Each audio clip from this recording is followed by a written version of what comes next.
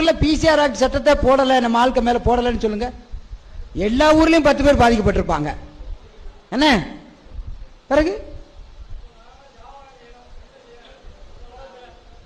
நீ ஓட்டு போட்டதுக்கு வாயில மண்ணு தான் விழும்.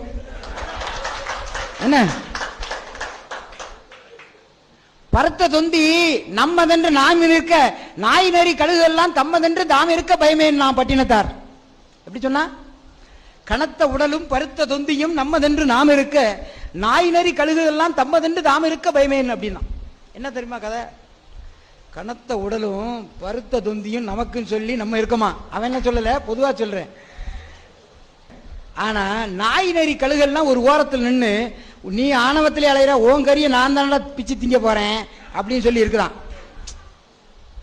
இல்ல இது எதுக்கு சொல்றேன்னு சொன்னா, இது உண்மையான கருத்து, பட்டினத்தார் கதையில வரும்.